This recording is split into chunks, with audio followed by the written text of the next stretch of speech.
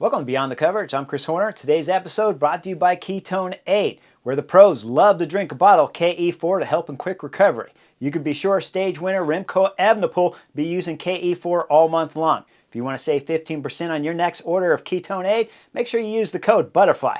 Now let's get into Beyond the Coverage. What do I want to talk about in today's race? Well, we got to go back into Stage 9 because after the Gravelstone Stage 9 finish of the Tour de France, Remco Evenepoel had a fantastic interview where he talked about sometimes you just have to have the balls to win. Now he's talking about Jonas Vingegaard not having the balls to win. Now I think that's ridiculous. Jonas Vingegaard was amazing. I told you yesterday on the Butterfly Effect he was spectacular. Now why was he spectacular? Okay, Remco Evenepoel's attacking up the road. Tadej Pogacar is bridging across with Jonas on his wheel. We're talking about 75 kilometers to go. Those three come back together. Now when you have all three of the best riders in the world, there's four here at the Tour de France, and Primoz Roglic missed that move. Remco Evenepoel wants to drive it, and Tadej Pogacar wants to drive it. And Remco says in his interview, both those guys want to drive it, and they had the balls to do it, but Jonas Vingegaard didn't. Now, Jonas Vingegaard had something more than Remco Evenepoel and Tadej Pogacar had at that moment at 75 kilometers to go in yesterday's Stage 9. What was it? At every bit of energy, every bit of focus that the riders are having at that moment, when you're attacking, you're going up the road and you're dropping Primoz Roglic, he's a legendary rider. You can gain time on one of the favorites here, the Tour de France, along with Ineos and Carlos Rodriguez. Every cell in the body is telling a pro rider, throw down on the pedals. I feel great. This is amazing. Jonas Vingegaard has to fight that feeling. Every time when I was bike racing and I was up the road in situations like that, you have to ask yourself, because every cell in the body is telling you, throw down right now. But you have to ask yourself, is this good for me? What can happen further here at Stage 9 in the Tour de France? And Jonas Vingegaard paused at that moment. He stuck to the plan of the team, Viz Molisa bike, that they set out that morning, the night before, and probably 6 months ago, that on Stage 9 of the Tour de France, you can't win the Tour de France on Stage 9, but you can lose it. Now you guys will think, a lot of you guys, not all of you guys, but a lot will think that Primoz Roglic is back there. They're gaining time. Remco Evenepoel thought that. Tadej Pogacar thought that. Jonas thought, well, Primoz is back there, but I'm going to win the Tour de France in the mountain stages of the Tour de France that are still to come in the second and third week here at the Tour de France, and I'm going to win it on the individual time trial on Nice. I'm going to risk losing the Tour de France right now with 75 kilometers to go if I start pulling with these two riders. Now, if I take you into Sector 4 where Tadej Pogacar lit it up, we see that Jonas Vingegaard got gapped there, but because he had his teammates around him, it's Laporte that saved him and Jorgensen that saved him. So now take you back to 75 kilometers to go when Remco's in there and Tadej Pogacar's in there and they got big balls. And Remco Evenepoel saying, Jonas doesn't, but Jonas has something more important, because you know he has the balls, there's no doubt about that, but it's not intelligent. So he backs off, and every cell in the body is telling every rider, I know because I've been there, go, go, go, this is fantastic. But he knows, just like we saw, and just like I explained to you on Sector 4, if he gets in trouble, if we go back to 100 kilometers ago when he got in trouble and he had to switch bikes with Jan Tratnik, he was able to save the Tour de France at that moment because they set the plan in motion and he had his teammates around him. Now once they're attacking, they're going up the road. If something happens, there's nothing he can do about it. He won't have his teammates close enough to save it. He's going to lose time. Now let's say that Jonas Vingegaard has the big balls and he fights the intelligent racing back there. Let's say he's a knucklehead like Tadej Pogacar and Remco Evenepoel were with 75 kilometers to go. Let's say Jonas was a knucklehead too and you got 3 riders throwing down. They bridge across the 12 riders up there. They drop those 12 riders and now 3 riders of the biggest here at the Tour de France are coming into the finish of yesterday's Stage 9. We'll pretend that Jonas Vingegaard and Remco Evenepoel didn't get gapped on Sector 4, and we'll pretend that all 3 riders are coming down to the line here of Stage 9 of the Tour de France. What do you think will happen? Jonas is getting third. In any scenario, when your Chesterfieldians are sitting there watching the video here today, if you don't see Jonas Vingegaard getting beat by Remco Evenepoel and Tadej Pogacar on yesterday's Stage 9, if they come to the line, well, you're a knucklehead too. Jonas doesn't have the speed of those 2 riders. Worst case scenario, he gets gapped on Sector 4, and he can't get back up to Tadej Pogacar and Remco Evenepoel. That's a nightmare scenario. But if he makes it through Sector 4 and they come into the sprint, he loses time bonuses to Tadej Pogacar and Remco Evenepoel. He ends up getting 4-second bonuses. Tadej Pogacar gets 10, probably wins the stage. But if you want to say Remco does, I won't argue with you. Either way, he loses 6 seconds on one of those riders and 2 seconds on the other rider. And he gained time on Primoz Roglic, but he knows you got to drop Tadej Pogacar and Remco Evenepoel on mountain stages in week 2 and week 3 of the Tour de France, so you might as well have to drop Primoz Roglic too, because at this moment on stage 9, Primoz Roglic looks the weakest of the 4 riders, and if he's dropping on stage 9, if he was hurting on stage 4, if he was hurting going up the final climb there on the Giro Emilia, of course, there, San Luca, and he's getting dropped there, most likely he's going to get dropped in week 2 and week 3 of the Tour de France. We don't know that for sure. Jonas Vingegaard doesn't know that. He'd love time on him, but he doesn't want time on him risking losing the Tour de France on stage 9. So when Remco Evenepoel throws out those kind of articles, he's fluffing up the feathers and he's going to make Jonas Vingegaard upset. As long as Jonas Vingegaard has the same goals as Remco Evenepoel, they'll still work together in these 2 weeks to come at the Tour de France. But let's say Jonas has a bad second week. Nobody knows how Jonas Vingegaard's form will go after the stage 4 crash of the Basque Country. So if his form drops and he loses and starts dropping into 5th, 6th, 7th, and 10th on the general classification, and it comes back somewhere better in the 3rd week, but Tadej Pogacar's dropped Remco Evenepoel, and Remco Evenepoel needs a favor from Jonas Vingegaard, Jonas Vingegaard's going to look straight up over there at Remco Evenepoel, and he goes, you got the big balls, go ahead and start pulling. So right now with that interview, when you look at Remco Evenepoel talking about having big balls, and you see the soignier there from Remco Evenepoel on the side, and his face just starts grinning so much that he has to turn his face away from the camera. You know that same effect that's going to be negatively the complete opposite of the soignier is what Jonas Vingegaard thought when he read that article. And that's why when he came out on today's rest day here of the 24 Tour de France, he said it's smart, intelligent racing. That's why up here on Beyond the Coverage and on yesterday's Butterfly Effect, I said Jonas Vingegaard was something amazing. When I was watching it from the Chesterfield yesterday, and I understand when all 3 riders get up there, how every cell in the body tells the rider, go with this, smash the pedals, I feel good. I can work with Remco Evenepoel and Tadej Pogacar. I know how complicated it is for a rider to say, no, this is a bad moment. I have no teammates. I have broken the #1 rule on the Butterfly Effect. We got 75 kilometers still to go. Anything can happen at this moment to me, and I can lose the Tour de France here on stage 9 of the Gravelstones. Jonas Vingegaard was money. Now, when I dissect the 4 favorites here at the Tour de France, all of them are separated by 1 minute and 36 seconds. We got Remco Evenepoel at 33. We got Jonas Vingegaard at 1 minute 15, and we got Primoz Roglic at 1 minute and 36 seconds.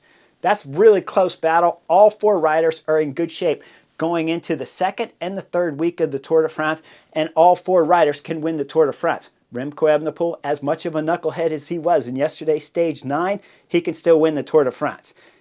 Jonas can still win the Tour de France, and Primoz Roglic can, and Tadej Pogacar can still lose the Tour de France. If I take you back to the 22 stage 11 Tour de France, Tadej Pogacar raced with big-time balls there on Col de Grenan, went into the attack mode against Primoz Roglic and Jonas Vingegaard, towed Jonas Vingegaard up the penultimate climb, and then down the descent forgot to eat, lost the Tour de France on the Col de Grenan stage 11, probably one of the most epic days of racing I've ever witnessed on a bike race. And so by not racing intelligently, by going with big balls on stage 11 of the 22 Tour de France, Tadej Pogacar lost that year's Tour de France. Had he not lost that Tour de France, he'd have 3 Tour de France victories to Jonas Vingegaard's only 1. That'd be a whole different topic after the last 4 Tour de France's on who's the best rider in the world, wouldn't it be? Okay, now let's dissect the 4 riders. Tadej Pogacar looks like he's on fantastic form. We all expected that. He's in the race leader's yellow jersey for sure. UAE team members, as a team, they haven't done the job. When I take you into stage 4, there was some grumpiness back there from Almeida riding the front, looking for his teammate Ayuso to get on the front and not work together. And then Tadej Pogacar had to tack 800 meters from the top of the final climb called the Galibier, and he only had 800 meters gap in order to make time on Jonas Vingegaard. The racing they did on that stage was tactically not correct. They should have went, if Tadej Pogacar wanted to go solo, just start drilling it 100% and blowing everyone up. Then Tadej Pogacar can accelerate and have more time. He has the strongest team in the mountains, but not the strongest team everywhere else. We saw that on stage 2 when they started Col de San Luca there. Once they went up there, Emilia, and they couldn't get their whole team in the first climb, but Viz Molisa bike could. Tadej Pogacar is racing with too much power and not enough intelligence. We saw that on yesterday's stage 9 when he was attacking with 85 kilometers to go, but Remco Evenepoel chased him down.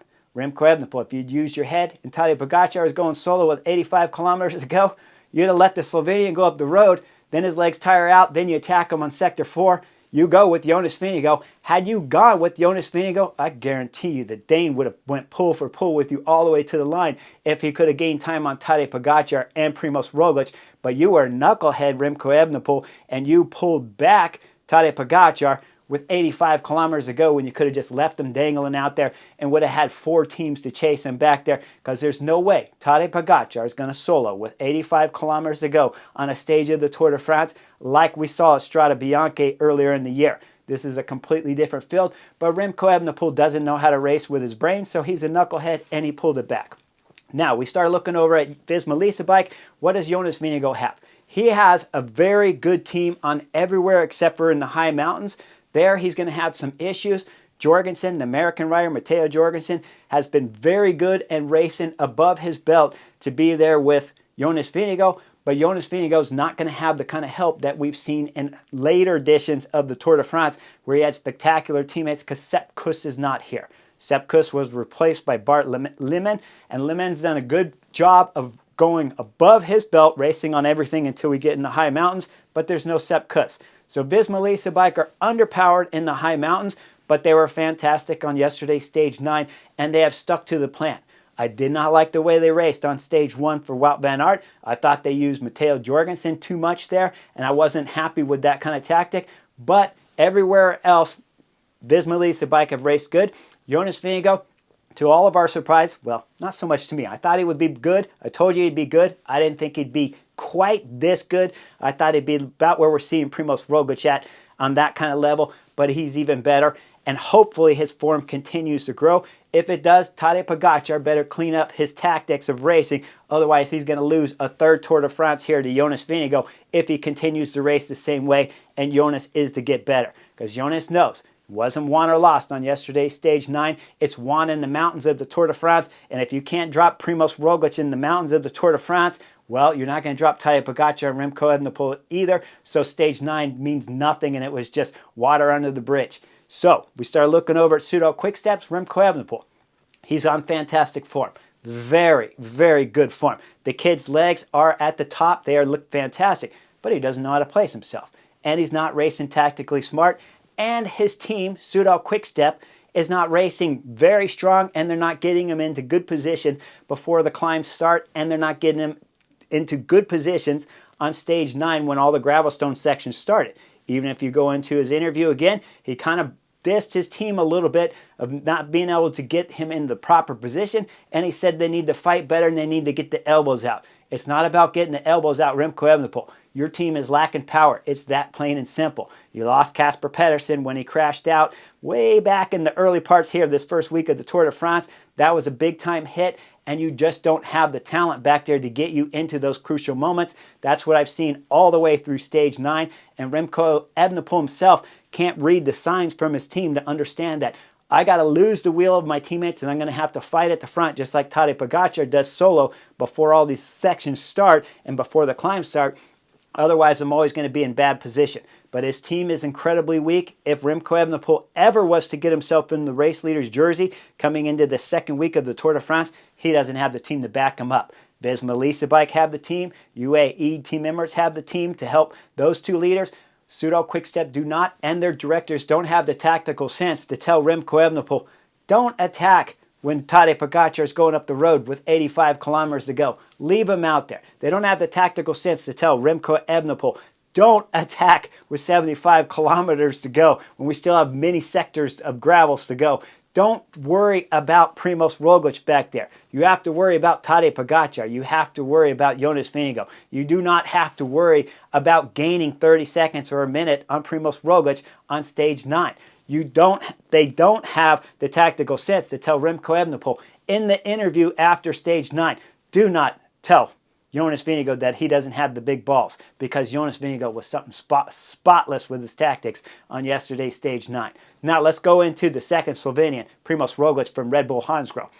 First off, his form is not quite at the level where I expected. Of the 3 riders behind Tadej Pogacar, I thought Primoz Roglic would be on the highest level, but he's not. Now, am I worried? I think he's going to get better, so I'm not so worried about Primoz Roglic, but I'm certainly worried about Red Bull Hansgrohe. Their team is backing them 100%, but we saw yesterday in stage 9 that Alexander Vlasov crashed with about 40 kilometers to go. Once he crashed, that's a huge lieutenant into the big-time mountains here for Primoz Roglic. That's going to leave him with Jai Hindley. Already, Vlasov and Jai Hindley weren't getting deep into the final climb on stage 4, so I'm a bit worried when you go over 4 or 5 mountain passes and you're into the second and third week of the Tour de France, if Jai Hindley and now Vlasov, who crashed on yesterday's stage 9, if they can be there to help Primoz Roglic in this next week 2 here of the Tour de France, if he's to get gapped, will he have teammates around him? Most likely not. So Primoz Roglic's form has to get sharper. He must use today's first rest day of the Tour de France as complete rest, spin the legs just a little bit, get as much recovery out of the rest day as you possibly can, and then get ready for this next 2 weeks of racing at the Tour de France. His level has to come up. If it does, I still don't see where Bora Hansgrohe have the team to get him into the right position if he was to get himself in the race leader's jersey here at the Tour de France. So Primoz Roglic, Remco Evenepoel, you two don't want to take the race leader's jersey in the second week here of the Tour de France. You want to take it somewhere in the third week, then you want to defend it on the individual time trial in Nice, because those 2 teams, Red Bull Bora Hansgrohe and Soudal Quick-Step, they just don't have the depth to help Primoz Roglic and Remco Evenepoel deep into the mountains. The 2 riders themselves, they're looking fine right now. We got 4 GC leaders right here at the Tour de France, only separated by 1 minute and 36 seconds. It's going to be a fabulous 2 weeks here of racing at the Tour de France. Jonas Vingegaard, well, you didn't have big balls yesterday, but you had some big intelligence. Make sure you guys like and subscribe. I'll see you guys on the butterfly effect for stage 10 of the Tour de France real soon.